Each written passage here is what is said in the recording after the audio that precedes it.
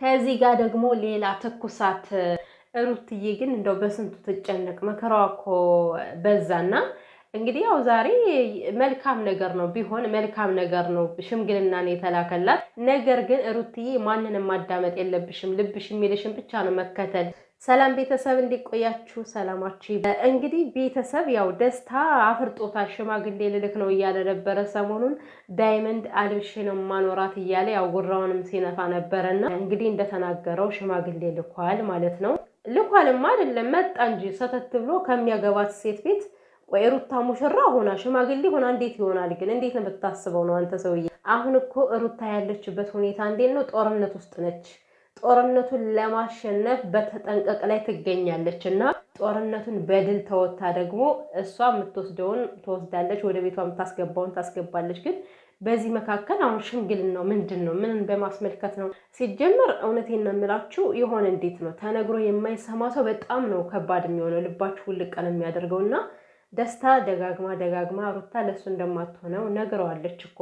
ግን ይሄን ያክል ገፍቶ መምጣቱ አንቺን ስላከበረሽ ነው፣ አንቺን ስለወደደሽ ነው እንጂ ቅድሚያ ከቤተሰቦችሽ ነበር መሄድ የምንችለው። ግን እሱስ ምን ያክል እንደሚወድሽና እንደሚያፈቅርሽ የምታየው አንቺን አክብሮ ወደ አንቺ መምጣቱ ነው። ኧረ በለው። እኔ ትልቅ ህፃኖች ማለት ልጆች አሁን እንደናብረሽ እንደነሩታ እንግዲህ እነሱ ለትዳራቸው ዋጋ ሳይሰጡት ነው በልጅነታቸው ተጋብተው የበታተኑት። እንደው እነሱ ልብ አልገዙም። ልብ ሲገዙ ወይም ደግሞ ትላልቅ ሰው ሲመክራቸው ወደ ራሳቸው ይመለሳሉ ይባላል። ግን ትልቅ ሰው አቅሉን ከሳተ መስመሩን ከሳተ ማን ነው የሚመክረው?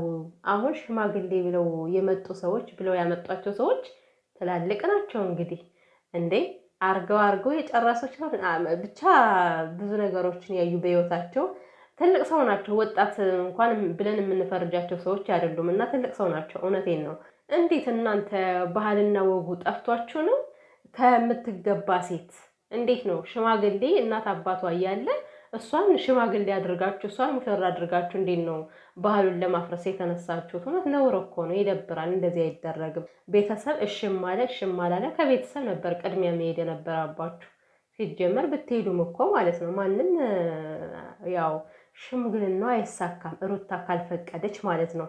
ከዛም ተላከ። ከዚህ ዋናው ነገር እሷ ፈቃደኛ መሆኗ ነው የሚጠበቀው። ግን ደግሞ እሷ ፈቃደኛ አይደለችም እና ምንድን ነው ደስታ በዚህን ያክል ችክክ ማለት ግን ይከብዳል እኮ የምር።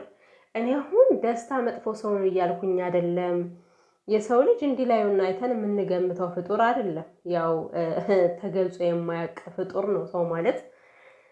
እያደረ አዲስ ባህሪ የሚወጣብንና እንደዚህ ክፉ ነው ምናምን ማለት አልችልም። እንደማየው የሆነ ገራገር ነገር ነው። የሚያወራውን እንኳን ለይቶ የማያውቅ ሰው ነው በእውነቱ። በዛ ላይ ደግሞ ጉራም አለበትና ዳይመንድ አልብሽ ነው ማኖራት ምናምን እያለ ነበር ባለፈውና አቤት ይገርማል። ደስታ የሆነ አእምሮ የበሰለ አይመስለኝም። ቤተሰብ እኔ ይቅርታ አድርጉልኝ ማርያምን እንደዚህ ስናገር የሆነ የንቀት የማንቋሸሽ አይደለም እኮ ግን የሆነ መብሰል ይቀረዋል። ከምሬ ነው የምላችሁ መብሰል በቃ በሁሉም ነገሮች መብሰል የሚቀረው ሰው ነው።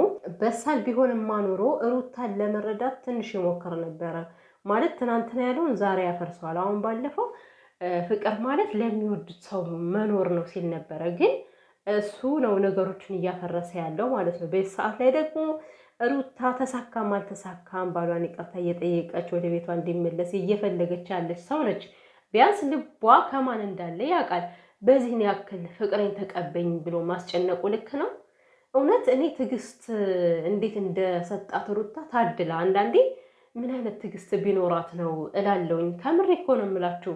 ይሄን ያክል እንደዚህ እየተጨናነቀች ቆማ ስታወራቸው ውስጧ እኮ ተጨንቋል፣ ተጠቧል። በቃ አልፈልግም ዞር በሉልኝ ብላ ብታስወጣቸው ደስታዋ ነው፣ ስሜቷ ነው። ግን የትዕግስቷ ብዛት ተቋቋመችውና እና የሆነ ሁሉም ነገር እሷ ፍቃደኛ ስትሆን ነው። እሷ ካልካት መስመር እየዘለልክ ነው ያለው። አሁን ደስታ አልፈልግም አለች አይደለ? አንተ ግን ግዴታ ገፍታ እየመጣባት ነውና በግዴታ የገባችበት ነገር ለአንተም አይበጅም። የሰው ልጅ ወዶ ፈቅዶ ነው ፍቅር ሊጀምር የሚችለው። ገባ?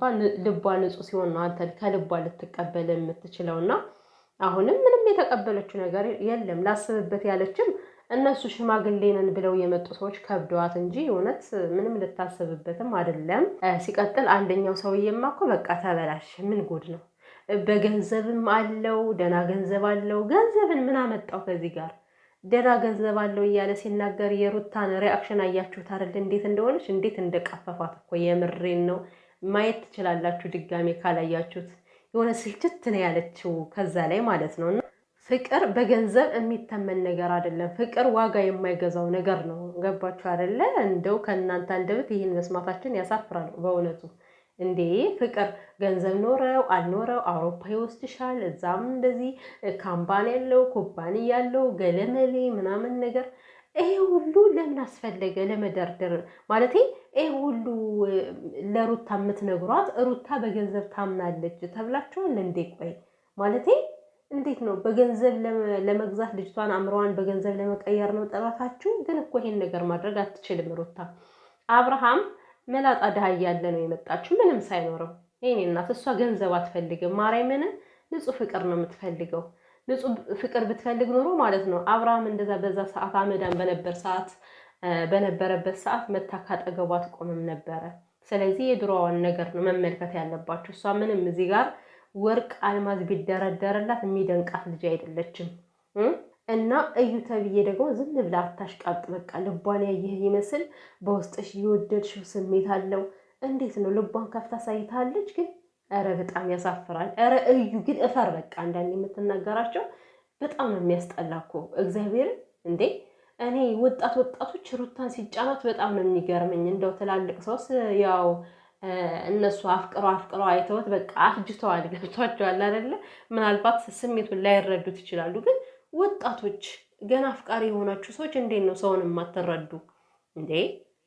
ፍቅር በግዴታ ተገፋፍቶ የሚሆን ነገር የለምና በዚህን ያክል ልጅቷን ለምንድን ነው የምትገፏት? ግን የሆነ የዋ ስለሆነችላችሁ በቃ ሽሽሽ ስለምትላችሁ እሷን መጫን የምትፈልጉት ሁላችሁ ለምንድን ነው? ከቤተሰብ ጀምሮ ማለት ነው በቃ መጫን ነው የሚፈልጉት።